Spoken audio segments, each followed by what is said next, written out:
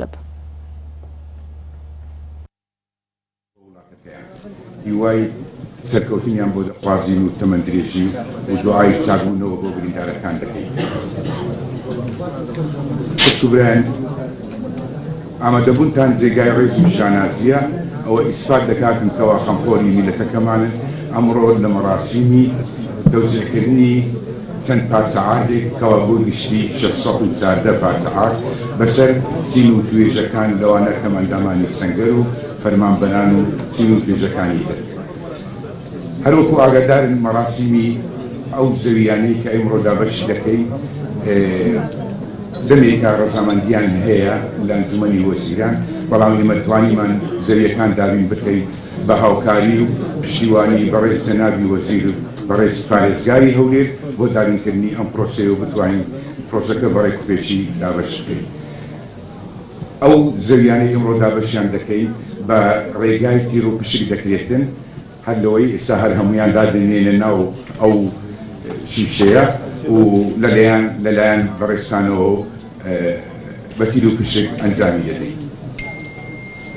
ئاگادارن حکوومەتی هەرێم تەقسیری نەکردیە لە هەموو ئەو پرۆژانەی خزمەتگوزاری کەوا جێبەجێ کردیە و سەرەڕای ئەوەش کە قەیرانەکی دارایی ناخۆش ڕوویکردە هەرێمەکەمان، بەڵام هیواداری بە زووترین کات ئەو قەیرانە جێبەجێ بکرێت و تێیدا لەو مشکلانە نەجاتمان بیت. و پێویستی دەزانم سوپاسی ئەو هەموو فەرمانبەر و کارمەندانە بکەین کەوا لە پرۆسەکەیشیان کردیە، سوپاسی سەرۆکایەتی شارەوانی هەولێر کاکسامان بکەین بۆ دامینکردنی شوێنەکە و سوپاسی یەکەی هەموو لایەکتان بکەین کەوا ئەمڕۆ بەشداری دەکەن لە پرۆسەکە. پرۆسەکەمان دەست پێ دەکەین بە پاش ئەوەی جێمان لەو تەیەک دەبی لە بەڕێز جەنابی وەزیر نوێنەی بەڕێز جێگیری سەرۆکی حکوومەتی هەرێمی کوردستان. بافەرمێن.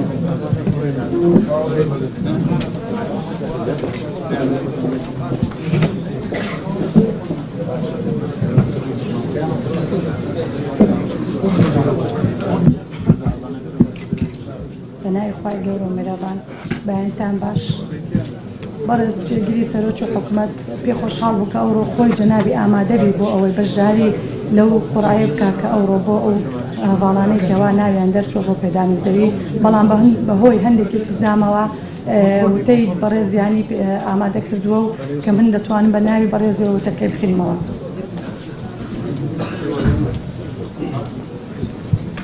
ئامادەبوانی خۆشەویست ئەم کاتتان باش. بەڕێزان، ئەمڕۆ هەرێمی کوردستان بە دۆخێکی ئابووری سەختدا تێپەڕ دەکات بەهۆی دابەزینی نرخی نەوت لە جیهاندا، خەرجی زۆر حکوومەت لە گشتە سێکتەرەکان، شەڕی داعش و هاتنی ئاوارەیەکی زۆر و بارودۆخی سیاسی کوردستان و ناوچەکە. ئەمانەوەی کردووە نەتوانین وەک پێویست پلانی خزمەتگوزاری خەڵک جێبەجێ بکەین و لە ئاست خواست و داواکارەکانی ئێوە دابین، بەڵام لەگەڵ ئەوەشدا بە هەوڵی هەموو لایەک بەردەوام دەبین لە خزمەتکردن و چارەسەرکردنی گرفتەکان. ئەوە تا ئەمڕۆ بەسپاسەوە وەزارە شارەوانی و پارێزگای هەولێر و ئێمەیان کۆ کردوێتەوە بۆ پێشکەشکردنی خزمەتێک بە ئێوە کە پێدانی زەویە. ئامادەبوانی خۆشەویست، بەشێکی زۆرتان ساڵانێک کە فەرمانی وەرگرتنی زەویتان هەبووە، بەڵام بەهۆی چەند هۆیەک نەتوانراوە لە کاتی خۆیدا سودمەند بن. بۆیە ئەم هەنگاوەی حکوومەت چەندە ڕۆلی هەیە لە خزمەتکردنی ڕاستەوخۆی ئێوە، ئەوەندەش ڕۆلی هەیە لە گەڕاندنەوە و دروستکردنی متمانەی نێوان خەڵک و حکوومەت و خەڵک و حزب و تەنانەت لە نێوان حزبەکانیش. لەگەڵ ئەوە ژاهنگایەکی گرنگە بۆ لەبیرکردنی ڕابردوو تاڵەکان و هەنگاونان بەرەو خزمەتکردنی یەک ئامانج ئەویش کوردستانە. ئامادەبوانی بەڕێز، دەبێت لێرەوە سپاسی هەموو ئەوانە بکەم کە ڕۆلیان هەبووە بە گشتی و بە تایبەتی لە چارەسەر یاسایی و کارجێریەکانی دابەشکردنی زەوی لە حکوومەتدا.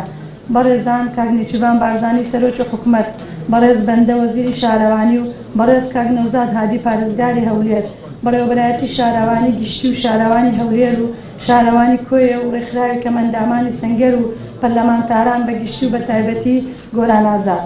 لە کۆتاییدا هیوادارم یەکڕێزی نیشتیمانی و بەرژەوەندی کوردستانەکەمان هەمومان کۆ بکاتەوە، پێکەوە هەوڵەکانمان بخەینەگەر بۆ دەربازبوون لەو قەیرانانەی کە کوردستانەکەمان پێدا تێدەپەڕێت.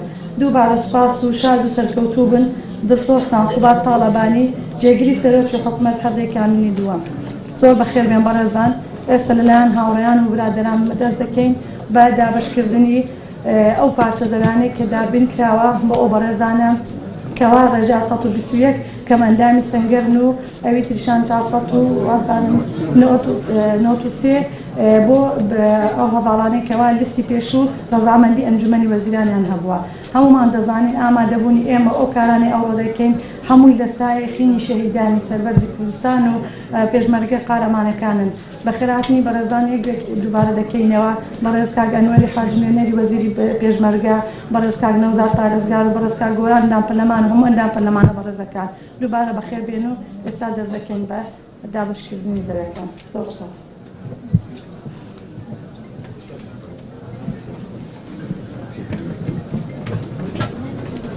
ئامادەبوانی بەڕێز ئێمە هەموو کارتەکانمان ئامادە کردووە کە پێی کاتووە لە 614 پارچە زەوی ئەوەی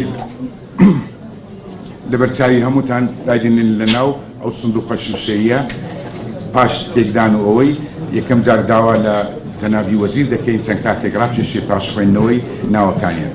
ناوەکانیش دوو لیستە هیوادارم ئارام بگرن لەسەرخۆ بن بەبێ دەنجی بۆەوەی جێمان لە ناوی یەکتربی و پرۆژەکە بەڕێک و پێچی بەڕێوە بچیتن چکە 614 ناو دەخوێنرێتەوە هەتاوەکو نەبیت تا ئەو قەڵەباڵغیە و دەنگەدەنگ تۆی پرۆژەکە بەتوانی بەڕێوە بچیتن. سوپاسمان دەکەن.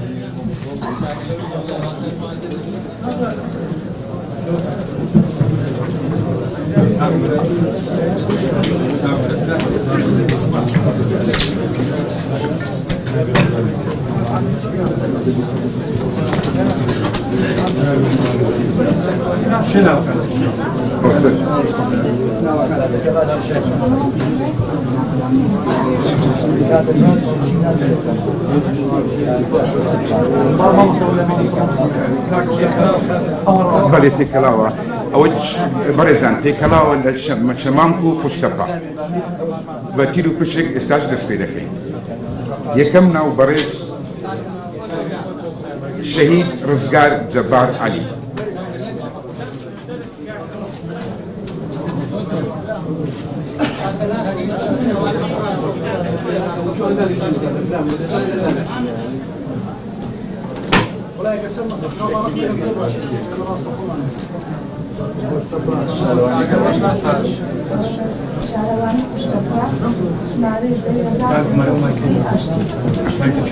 بەڵێ ئەوە دەبۆ ڕزگار جەبار عەلی. ئەو قایمەکانمان لەلای هەریەک لە بەڕێوەبەراتەکان و سەرۆکای شارەوانیەکانی خوشتەپە و شەمامک مەوجودە. شهید روزگار جبار علی ژمارەی زەوی 1530 ئاشتی سەرۆکای شارەوانی هەر ئێستا ئیمە ژمارەی زەویەکەی لەو قایمانە کەوا پێکاتووە لە 5 لیست 5 قایمە ناوەکەی نووسرایە ژمارەی زەویەکەی بەرامبەری دەنووسین و کارتەکەی پڕ دەکەینەوە و تەمغەی لە پشتی دەدرێتەوە کات دەکرێتن و تەسلیم بە ساحێبەکەی دەکرێتن.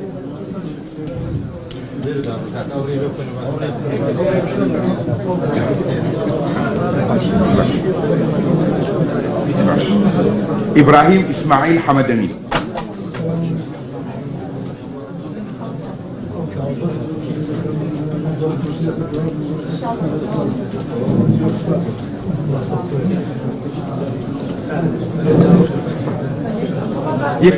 بله ئێستاش داوا لە بەڕێز کاک گۆران ئازاد ئەندام پەرلەمانی کوردستان دەکەین بۆ ئەوەی بەشداری لە فیلم پشتەکە بکاتن.